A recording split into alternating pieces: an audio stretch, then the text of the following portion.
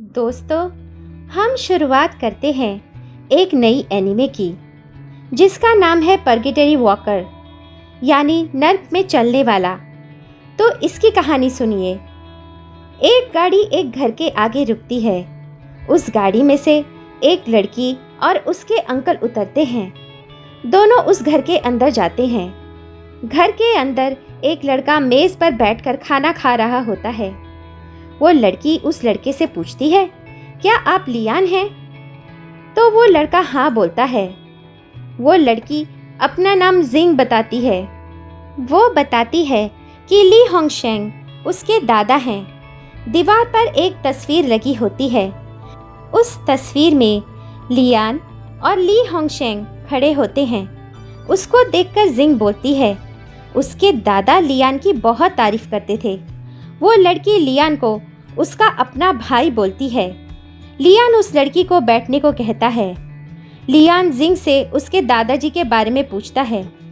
तो जिंग दुखी मन से उसे कहती है कि ली होंगशेंग तो पिछले साल ही गुजर गए हैं। मेरे दादाजी अब इस दुनिया में नहीं रहे। लियान जिंग से पूछता है, क्या मैं तुम्हारी कोई मदद कर सकता हूँ? तो जिंग उसे बोलती है, हमारे मार्शल आर्ट्स अलायंस में एक एडवाइज़र की जगह खाली है। मैं चाहती हूँ कि आप मेरे साथ गैंगडोंग चलें और अलायंस के एडवाइज़र बन जाएं। लियान सोच में पड़ जाता है और बोलता है, जिंग, तुमने तो मेरे बारे में सुना ही होगा। मार्शल आर्ट्स की दुनिया में मैं बहुत बदनाम हूँ। तुम्हें ऐसा क्यों लगता है कि मैं तुम्हारे साथ चलूँगा? जिंग मुस्कुराते हुए बोलती है, भले ही आप बदनाम हो, पर आप बुरे आदमी नहीं हो। वो लोग आपको इज्जत नहीं देते, लेकिन वो लोग आपसे डरते जरूर हैं। लियान बोलता है, ठीक है, पर मेरे हिसाब से तुम्हें मेरे जैसे किसी बाहर वाले से मदद नहीं मांगनी चाहिए। जिंग जवाब देती है, अगर हम अपने ही उन लोगों को लीडर बना देंगे जो सिर्फ अपने से मतलब रखते हैं, तो हमें बहुत दिक्कत होगी।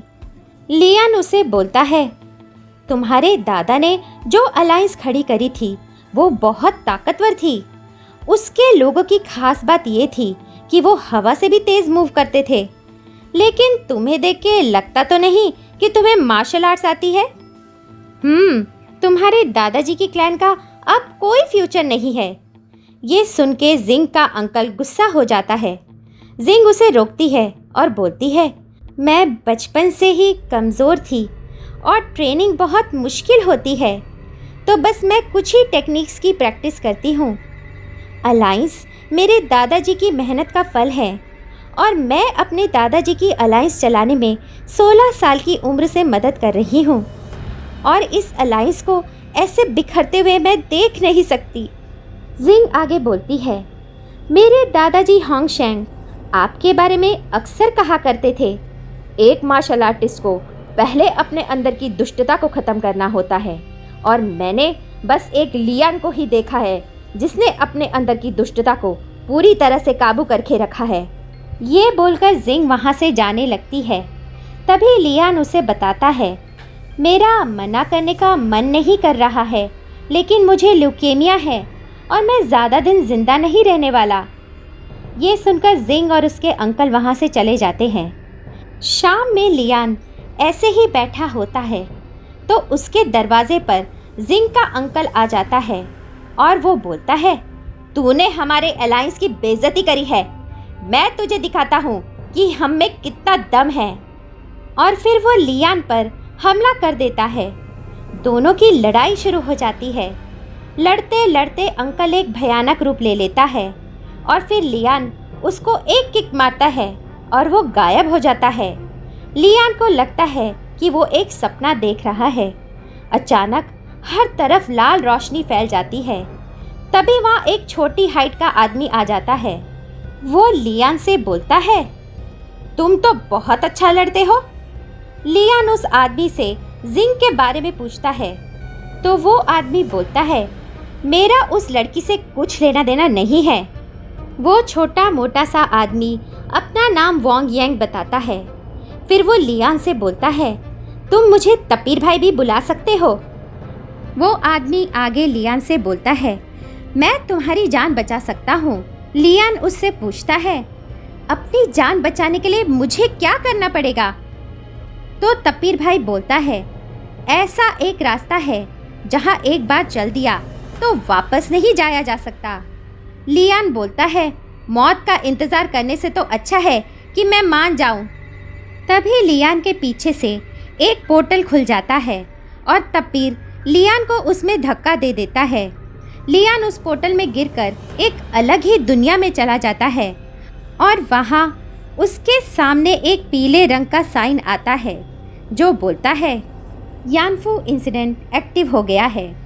तुम्हें ड्रैगन सिटी फाइटिंग रिंग में 7th लेवल तक पहुंचना है और कुछ खोए हुए पन्ने ढूंढने हैं एक पुरानी किताब के जिसका नाम है आर्केन।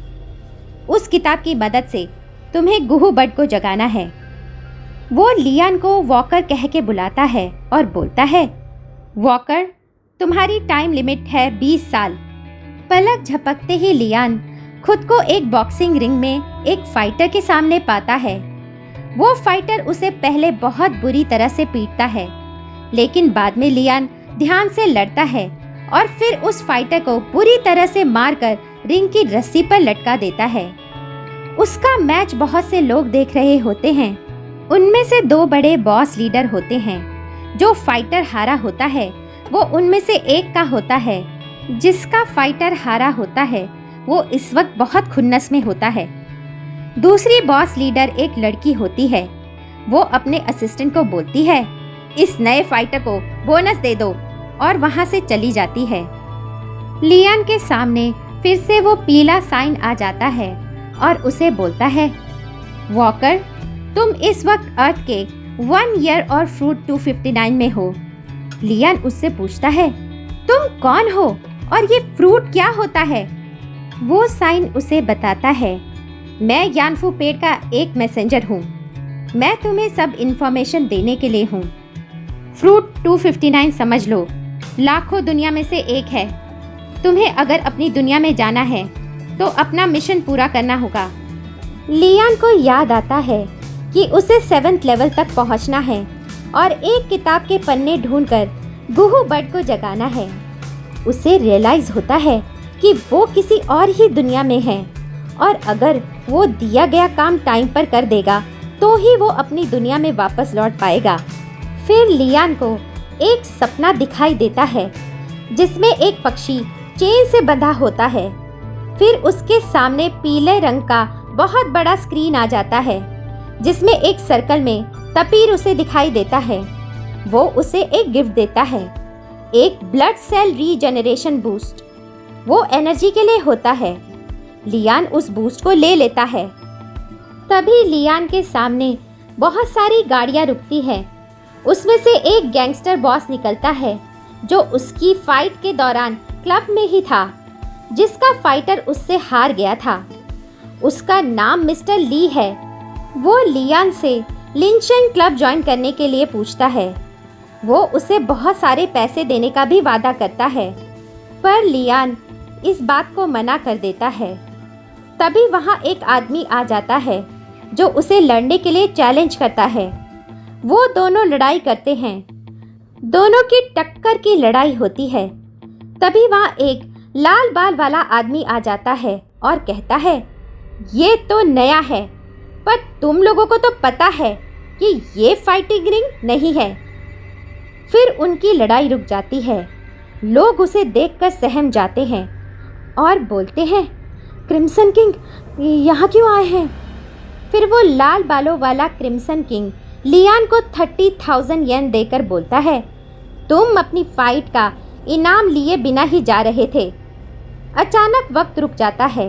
लियान के सामने फिर से पीली स्क्रीन आ जाती है। उन पैसों से लियान यानफू पॉइंट ले लेता है। अचानक एक हीलिंग टॉनिक अनलॉक होता है। उस टॉनिक से लियान पूरी तरह से सही हो सकता था। तभी लियान तपीर के दिए हुए बूस्ट को यूज़ कर लेता है। उसके शरीर में बहुत ज़्यादा एनर्जी आ जाती है, लेकिन उसको तो हीलिंग टॉनिक चाहिए होता है। उसके लिए उसे 300 पॉइंट्स चाहिए, जिसके लिए लियान को 30 लाख येन अर्न करने होंगे और उसके पास इस वक्त सिर्फ 3 पॉइंट्स हैं। वो सोचता है 30 लाख युआन के लिए मुझे कम से कम 100 फाइट्स करनी होंगी। फिर स्क्रीन गायब हो जाती है और वक्त फिर से चलने लगता है। सब लोग वहाँ से चले जाते हैं। तभी वो लाल बाल वाला आदमी लियान से पूछता है, क्या तुम मेरा क्लब ज्वाइन करना चाहोगे? और मैं वहाँ का मैनेजर हूँ। मेरा बॉस इस सिटी का सबसे बड़ा एम्परर है। फिर लियान और क्रिम्सन किंग कुछ खाने के लिए जाते हैं। क्रिम्सन किंग उसे बताता है, पता है ये शहर पहले बहुत ही खराब था। यहाँ कोई रूल्स या कानून नहीं थे। लोगों को बहुत ही दिक्कत आती थी। लेकिन फिर जब पिछले राजा ने नए रूल्स बनाए तो सब लोग यहाँ आने लगे। वो आगे बोलता है, यहाँ पर अब 5 एम्परर्स हैं और ये एम्परर्स हर साल चुने जाते हैं फाइटिंग टूर्नामेंट से। मिस्टर ली जो तुम्हें मारने आए थे वो उनमें से ही एक हैं और इस शहर का सबसे बड़ा एम्परर उनका बॉस है। लियान उससे पूछता है, क्या मैं रिंग में फाइट करके पैसे कमा सकता हूँ? तो क्रिम्सन किंग उसे बताता है, जो फाइट तुमने लड़ी थी वो लेवल 4 की थी और अब तुम लेवल 5 में आ गए हो। अब तुम्हें काफ़ी सही पैसे मिलेंगे। लियान पूछता है, क्या इस फाइट में 7th लेवल भी है? क्रिम्सन किंग जवाब देता है, काफ़ी समय से 7th लेवल तक मैच नहीं हुआ क्योंकि रूल्स के हिसाब से 7th लेवल में जाने के लिए पहले 12 मैचेस जीतने पड़ेंगे और 6 मैचेस लगातार जीतने पड़ेंगे 6 लेवल में आने के लिए। तुम्हारे हर मैच जीतने के लिए 1 लाख येन दिए जाएंगे, लेकिन तुम्हें एक मैनेजर चाहिए होगा। तभी वहाँ मिस्टर ली के क्लब के कुछ गुंडे बदतमीजी करने लगते हैं। वो एक छोटी बच्ची को मारने ही वाले होते हैं कि लियान उनको रोकता है और उन्हें मारता है। अचानक उन गुंडों की नज़र लाल बाल वाले क्रिम्सन किंग पर पड़ती है और वो उसे देखकर वहाँ से भाग जाते हैं। फिर लियान क्रिम्सन किंग के साथ काम करने के लिए मान जाता है। क्रिम्सन किंग उसे एक फ़ोन और रहने के लिए एक अपार्टमेंट देता है। लियान फिर अपने नए घर में चला जाता है। उसी बिल्डिंग में उसे वो बच्ची जिसने उसे रेस्टोरेंट में बचाया था वो मिलती है। वो भी वहीं रहती थी। उसके पास एक काली बिल्ली थी। उससे मिलकर फिर से लियान अपने अपार्टमेंट में चला जाता है। थोड़ी दूरी पर एक आदमी होता है जिसके पास एक पेपर होता है। वो आदमी उस पेपर के बदले बार से एक शराब लेना चाहता था, पर बार वाले उसे उठाकर बाहर फेंक देते हैं। वो उनसे बोलता है, बेवकूफो, ये एक जादुई पन्ना है। फिर वो उस पेपर को लेकर वहां से चला जाता है। एक मास्क्ड मैन उस आदमी का पीछा करता है और एक सुनसान गली में उसको मारकर वो पेपर उससे छीन लेता है। वो पेपर आर्किन किताब का एक पन्ना होता है। कुछ दिनों में लियान बहुत सारे फाइटर्स को लगातार हराकर 6th लेवल में आ जाता है। अब उसकी फाइट फूरी एरिना में होती है। तभी वहां वो औरत आ जाती है जिसने लियान को सबसे पहले बोनस दिया था। उस औरत का नाम जूडी होता है। वो लियान से कहती है, तुम्हारी फाइट अब जिसके साथ है वो एक बहुत ही घटिया आदमी है। उसने बहुत सारे क्राइम किए हैं और अब वो मिस्टर ली के लिए फाइट करता है। अगर तुमने उसे हरा दिया तो तुम मुझसे कुछ भी मांग लेना, बिल्कुल हिचकिचाना मत। ये बोलकर वो वहां से चली जाती है। क्रिम्सन किंग लियान को बताता है, पता है जूडी फूरी एरिना चलाती है। उसका पति मर चुका है और उसके लिए बहुत सारी दौलत छोड़ गया है। अगर तुम्हें बहुत सारा पैसा कमाना है तो जूडी की हर बात मान लेना और शायद तुम उसे पसंद भी हो। फिर लियान की फाइट शुरू हो जाती है एक बहुत ही तगड़े फाइटर चैंग के साथ। लियान चैंग की फाइटिंग स्टाइल को देखकर उसे बोलता है, आज मैं तुझे तेरे स्टाइल का ओरिजिन दिखाता हूँ। और फिर लियान उसे उसी के स्टाइल से बहुत मारता है। वो उससे हारने ही वाला होता है कि तभी वो चीटिंग करके लियान के हाथ पर अपने मुंह से निकालकर एक पिन मार देता है। पिन में लगे जहर के असर से लियान का सीधा हाथ चलना बंद हो जाता है। फिर लियान चैंग से थोड़ा पिट जाता है पर फिर लियान को गुस्सा आ जाता है और फिर वो चैंग को बहुत बुरी तरह से मार मार कर बेहोश कर देता है और फाइट जीत जाता है। जूडी ये सब देखकर बहुत खुश होती है और अपनी असिस्टेंट से बोलती है, लियान एक अनोखा फाइटर है, हमें इसके जैसे अच्छे और नेकदिल फाइटर्स की इस ड्रैगन रिंग में बहुत ज़्यादा ज़रूरत है। जब जूडी अपनी असिस्टेंट के साथ ये बात करके बाहर निकल रही होती है तो मिस्टर ली उसे रास्ते में मिल जाता है और वो जूडी से बोलता है, जूडी आज तो तुम्हें मेरे साथ डिनर पे चलना ही होगा, आज मना मत करना। तभी जूडी पीछे से आते हुए लियान को देखती है और मिस्टर ली से बोलती है, आई एम सो सॉरी, मुझे आज किसी और के साथ जाना है। फिर वो लियान का हाथ पकड़कर इशारा करते हुए लियान के साथ चली जाती है। मिस्टर ली ये देखकर बहुत चिढ़ जाता है और अपने एक आदमी से बोलता है, मुझे इस लियान के बारे में पूरी इन्फॉर्मेशन चाहिए, समझे। उधर शहर में 3 लुटेरे बैंक लूटकर गाड़ी से भाग रहे होते हैं। उन तीनों के पीछे पुलिस लगी होती है। उनकी गाड़ी टकरा जाती है और वो पुलिस पर गोली चलाते हुए एक भीड़ वाली जगह में घुस जाते हैं।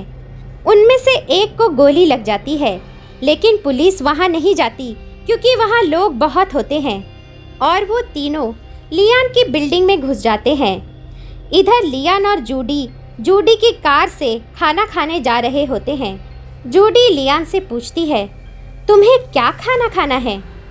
तो लियान बताता है, मुझे नूडल्स खाने हैं। उसे लियान पसंद आने लगता है। वो लियान से पूछती है, तुम फ्यूचर में क्या करना चाहते हो?